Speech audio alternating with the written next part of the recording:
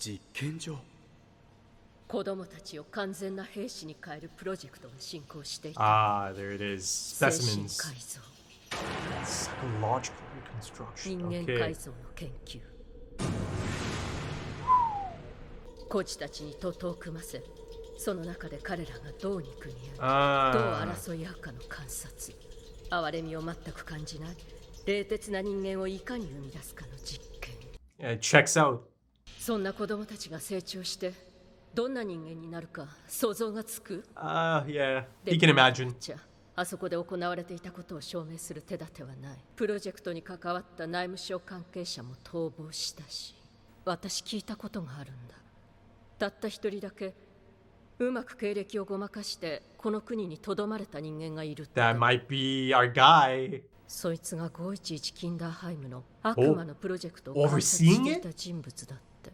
I mean, she's speaking of 彼の Hartman, 本当 right? の身分は内務省警察に所属する小児専門の精神科医だったらしい。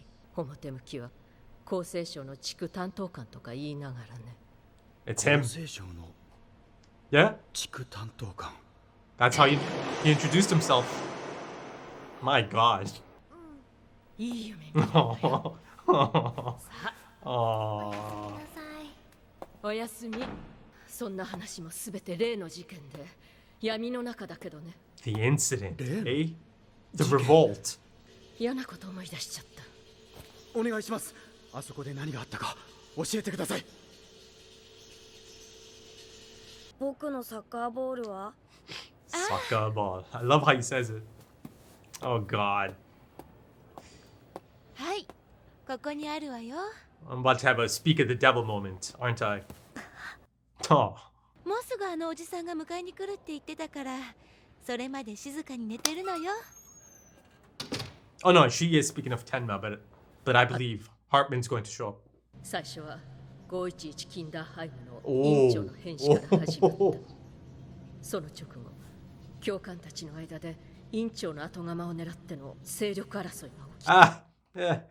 それで511キンダーハイムはどうなったんですか。みんな死んだのさ。教官を含めて孤児院のメンバー全員があそこで殺し合ったんだよ。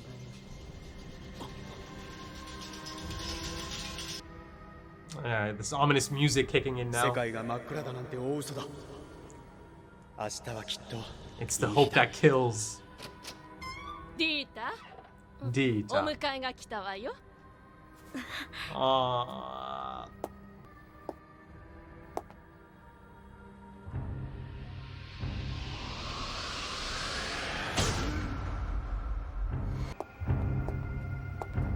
Oh god. ね Tenma, え、 please ハル get トマン there. さん、うちに帰るんじゃないの。いや、寄り道していく。 No. あそこはやだよ。 God damn. いい子だろ。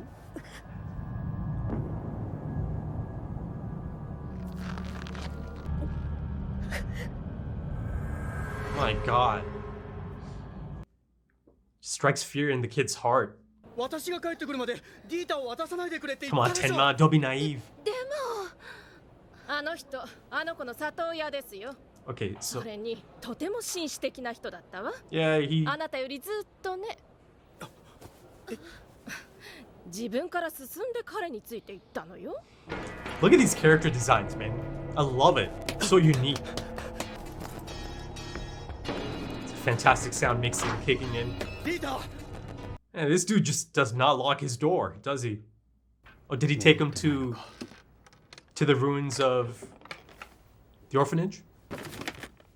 Oh, is he gonna have a photo of Johan in there? Oh God. Ugh, this man. Oh, he just saw him. He saw him. Whoa. ヨハン、 Hello, Johan. Who's that man? 一緒に写っているこの。 Oh, is that the director that died? 5'11", Kinderheim. 中国軍で孤児院のメンバー全員があそこで殺し合った。 Killed each other off, eh? ディータ、もしかしたら。 Yeah, he took him there, yeah. I love the editing choices in that scene. Really quite impactful. Tenma, I hope you're not too late. Oh god. I don't want to see this. I do want to see it, but I don't. No, no, no, no, no, no, no, no.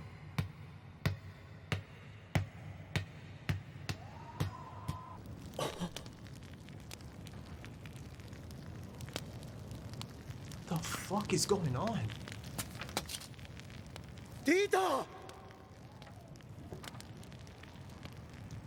ディーター待ってろ今行く Careful, careful. この子には見えないらしい。ハルトマンあの時ヨハンがここから見ていたものがこの子には見えないんだよ。 So he was kind of running a bit of an experiment on Dieter as well. またダメだった。この子もヨハンじゃない。 Wow, how many did he try this on? Or experiment on? 10年前の話だ。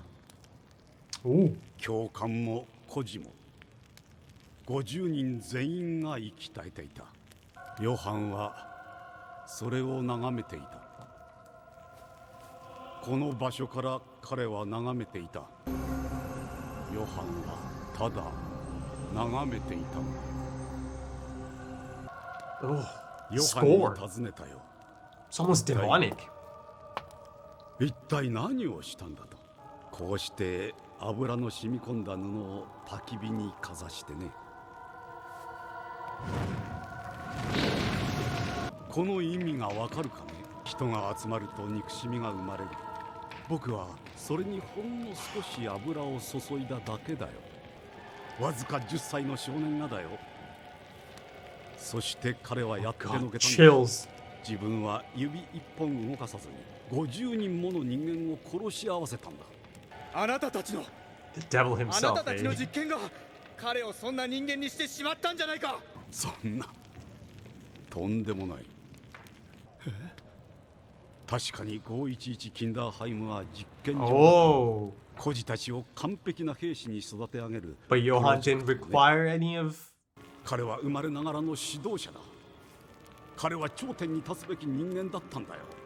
私たちがあんな芸術品を作れるわけがない。 He's born like it? Is 彼 that は the... 最初から人間以上怪物のような存在だったんだ。彼は予言した。人間は結局皆憎み合い殺し合う。ヨハンの目標は何だったと思うね。この世の終わりにたった一人生き残ることだとね。 Oh. どうしてヨハンのようになれないんだ。 Tenma. やめろハルトマンこれ以上暴力を振るえば撃つ。これは私たちの問題だ。 No, no, no, no. 出て行 no. ってくれ。ディーター降りてくるんだ。ヨハンのことを知りたいんでしょ。ヨハンのことを知ってどうする。見つけ出して殺そうなんて無理な話だと思うよ。一つだけ情報をあげよう。その代わりそれを聞いたら私たちのことは放っておいてくれ。 Tenma? Oh, look at this shot. Nah, he's here for Dieter. He'll get him out. ボルフ将軍を探せ。最初にヨハンの才能を見出 Is した that the のは homie 彼 in だ。 the photo? あなたの書斎にあったあの写真の男がヨハンと一緒に写っ It's て a いた fitting あの name 男 for が that man. ヨハンを連れてきたのも彼だし。そこから降りるか降りないか自分で決めるんだ。 I think he believes Dieter's not going to do it. He's so sure of it. 私と別れるなんてできるわけないよな、ディーター。だってお前は私の子供だもの。 Get up, Dieter. そういうわけだ、ドクター・テンマ。さあ、消えてくれ。 Yes.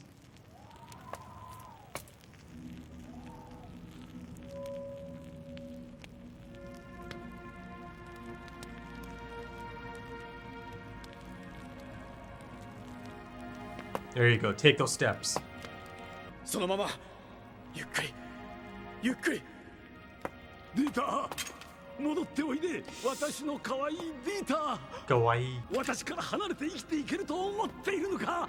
愛しているんだ、リータ。 Good. 天魔のおじさんが言ってた。明日はいい日だって。 Yes, リー dear. タ。 Back up, dude. Woo. 勇気を持て。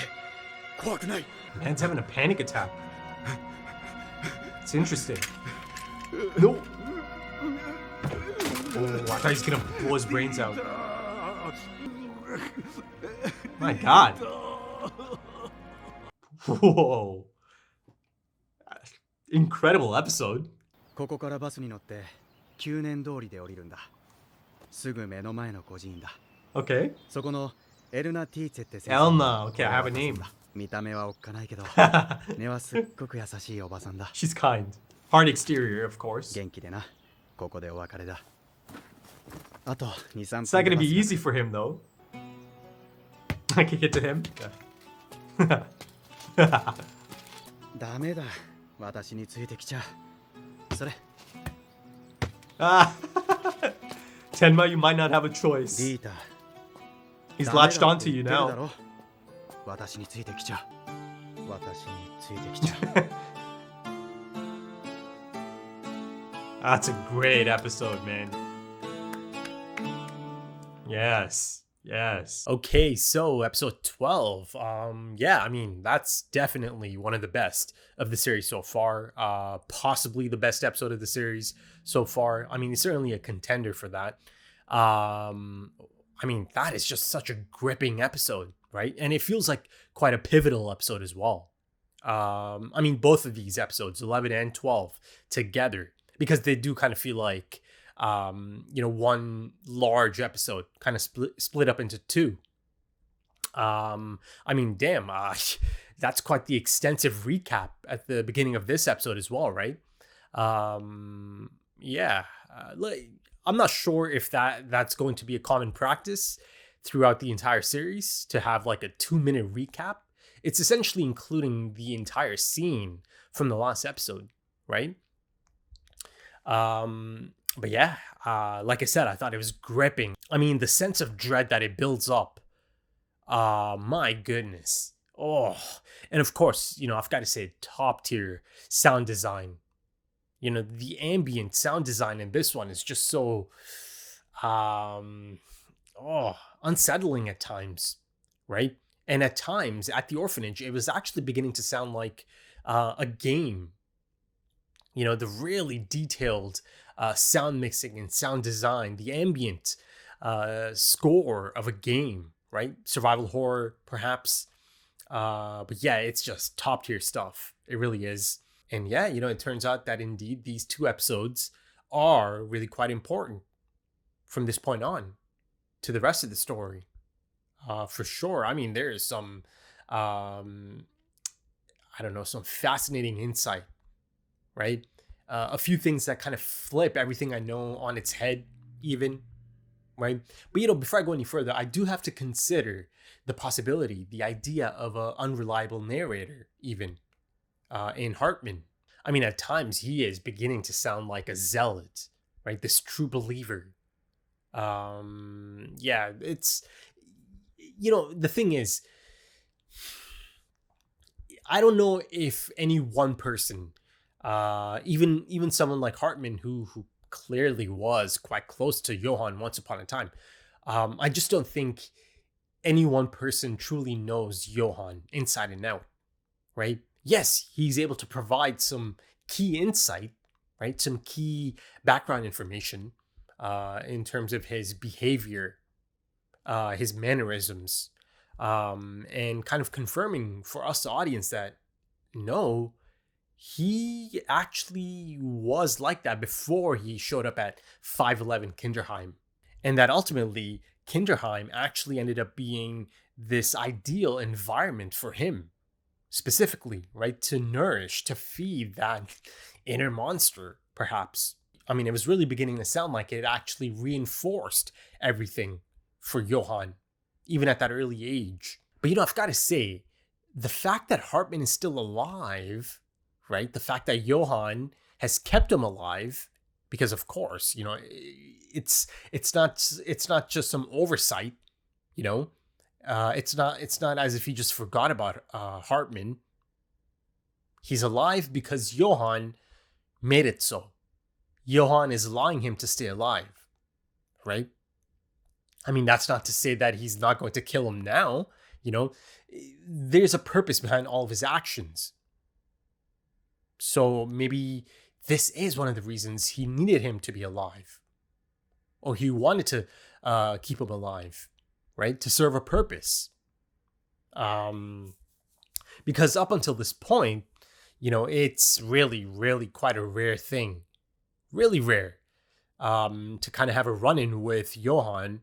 And, you know, for Hartman, it's actually much more than a run-in. It's in a much more, not intimate, but much more, I guess, much more involved capacity, right? I mean, the only one that was kind of kept alive is the blind man from a few episodes ago at this point, right? And he was kept alive for that reason, because he's blind and he never laid eyes on Johan.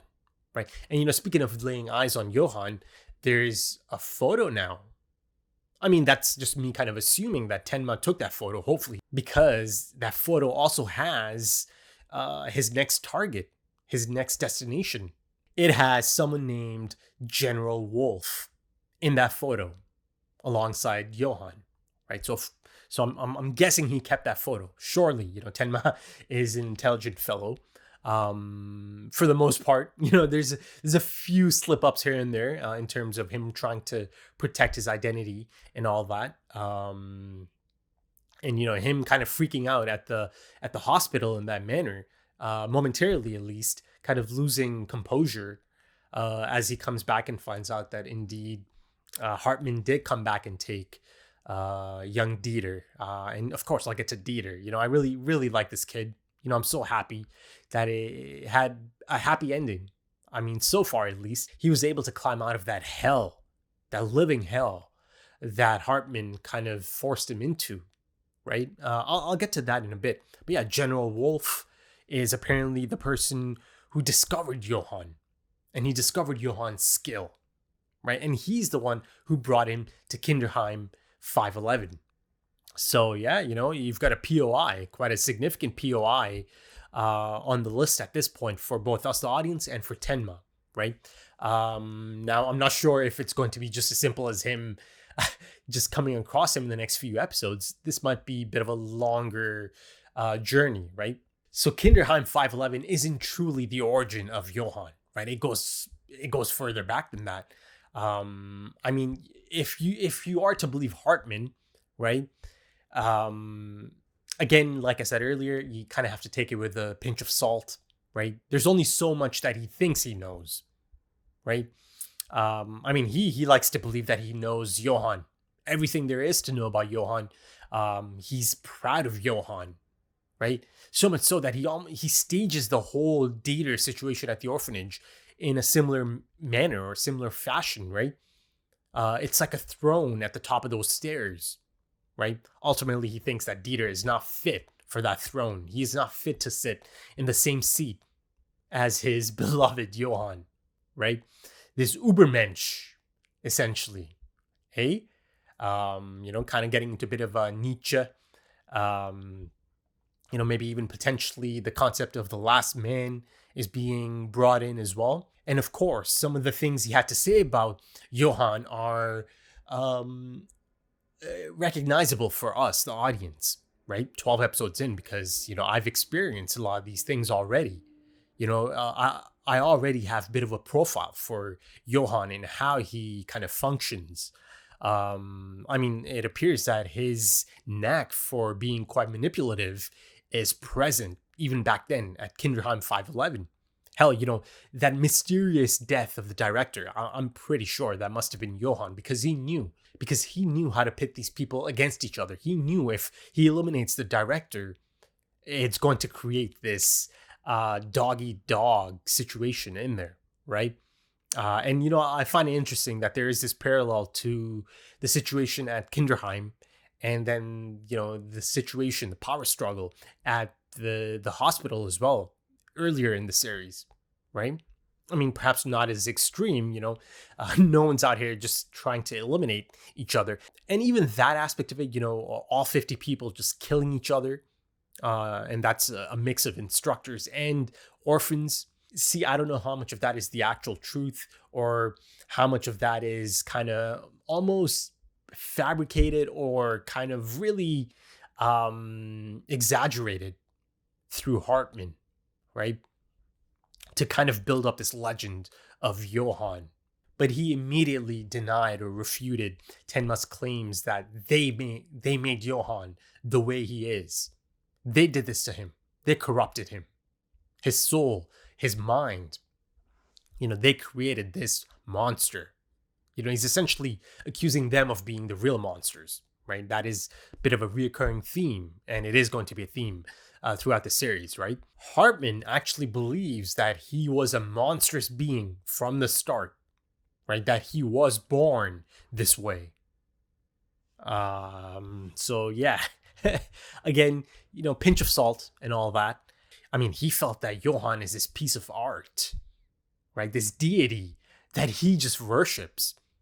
So much so that he has this obsession for kind of recreating another Johann, right? Tapping into that spirit, essentially, the spirit of Johann. And clearly he's attempted that with a few of them before Dieter, based on some of the dialogue. And he also believed that Johann was a born leader, right? That he was someone who was meant to stand at the top. I think that point is really quite understandable. It checks out, right? Listen, now I'm not sure if he's born that way, but he certainly became that way for sure. But, going back to my point about Johann potentially killing that director and kind of setting all of this off, Hartman mentioned something along the lines of Johann foretelling that everyone would end up hating and killing each other, right? Kind of alluding to this notion of everyone essentially being inherently evil, all humans being inherently evil. But yeah, let's kind of focus on Dieter. My goodness, I think I got one of the best moments of the entire series. Dieter standing up, taking those steps, having the courage to take those steps, knowing how Hartman is, yet he still dug deep and he took those steps. Man, I just felt that was such a powerful moment, a beautiful moment, one of the best moments for me, at least. And all of that was possible because someone like Dr. Tenma showed him kindness. He facilitated that. Tenma's presence empowered him to make that move, right? And then, of course, once he makes it down there, of course, behind Tenma as well, he's defiant, right? He's got this newfound purpose, this newfound hope that he got from Tenma, right? And he appears to have latched onto Tenma as well, so he's got that as well now, right? Dieter, he sets him up to link up with the lady at the orphanage. Sorry, I forgot the name already, but yeah, he's open to leaving him at the bus stop, right? And he told him that, yeah, I can't stay here. I have to move on. So I don't know, you kind of have to ask the question, do you think Tenma would have left a child by himself at a bus stop before any of this happened, before, Johann ended up in his life and that night, the incident that happened that night that changed his life forever, right? Could Tenma leave a child at a bus stop? Or am I overthinking this and it's just not that big of a deal, But ultimately, Dieter wants to stay with Tenma. He's tagging along, even if Tenma tells him, no, you cannot come. Yeah, he's coming. He's coming. So that should be quite interesting from this point on, how exactly Tenma is going to care for Dieter. Now, I'm not expecting Dieter to be a part of everything from this point on. I'm sure he might find a safe spot for him, but I like that Dieter's still in the picture, yeah, it's nice. It really is. But of course, he can't be tagging along for the remainder of the story either, right? Because that doesn't really make sense. It's really just not practical. But also, let's kind of go back to Hartman's reaction to all of this. And ultimately, yeah, now by the end of it, yeah, I don't think he was ever going to shoot Dieter, right? And yeah, of course, Tenma had his gun pointed at Hartman as well. But again, it remains to be seen if he would have actually shot Hartman, if he actually thought that Hartman is going to harm him, if he is going to use that shotgun. I believe it was a shotgun, right? Or maybe it wasn't. But the point is, by the end of it, it became clear that he was not going to shoot Dieter, right? And then, yeah, there's also this notion of Tenma now having pulled the gun on him, on Hartman, twice as well, right? So you do kind of have to ask the question, if it came to that, does Tenma have the resolve to shoot a man? Does he have the resolve to shoot a person? It hasn't happened yet. He hasn't had the need to do it. But, sooner or later, there is going to be a time, there is going to be a situation that he's going to have to actually pull the trigger, right? It's going to happen, surely. And then it'll be interesting to see how he kind of handles that situation after having shot someone for the first time. But yeah, my goodness, Hartman's reaction is, I don't know, it's really quite fascinating, isn't it? I mean, Hartman's breakdown after his abusee left him, right? The look of shock in his face after initially being so smug and so sure that no chance Dieter's going to leave me. Of course not. And later, once he does leave him, as he is breaking down and he's panicking, I mean, he's having this mental breakdown even, isn't he? He's legitimately broken up about this, right? This perceived betrayal. He's saying things like, do you think you can live without me? And then he'll go on to say, I love you.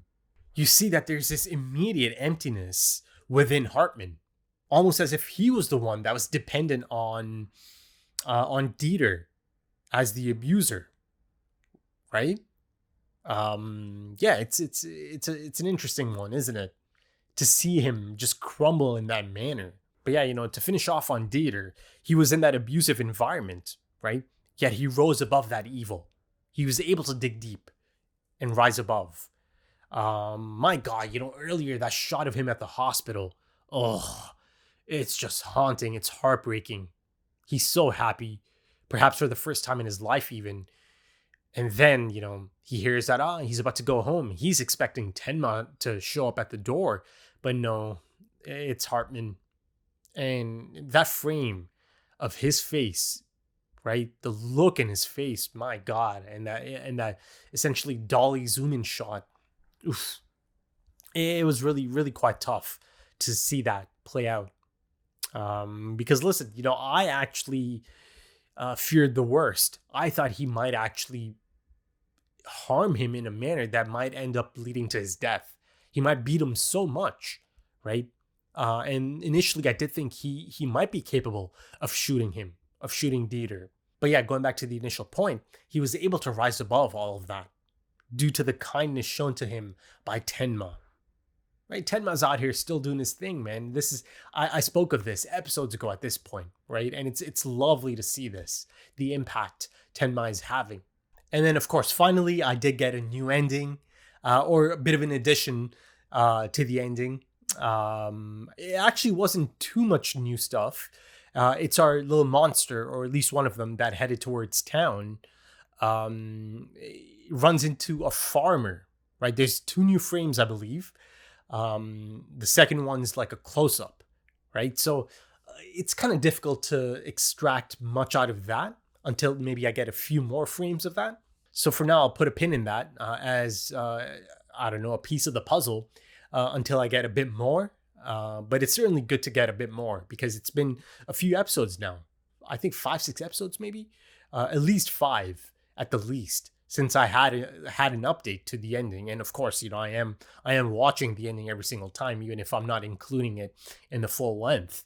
But yeah, I think that should do it for this one, folks. A phenomenal episode for me. Really enjoyed that. It's made Johan even more fascinating. If that was even possible, somehow it's done it, because it's made him even more mysterious. It's added even more fuel to the fire, right?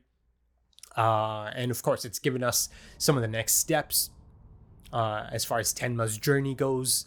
So yeah, it's exciting stuff, man. It really is. So if you enjoyed this, consider dropping a like, consider dropping some comments, give me your thoughts. If you're interested in timer-based full length or full opacity, or perhaps even early access to the next few episodes right now, consider checking out the Patreon page and potentially supporting the channel as well. If you are interested, the links are in the description and the pinned comment. Also links to social media, things like Twitter and Instagram, if that's your thing. But yeah, thank you so much for joining me, folks. And thank you for your time, because time is precious. It really is.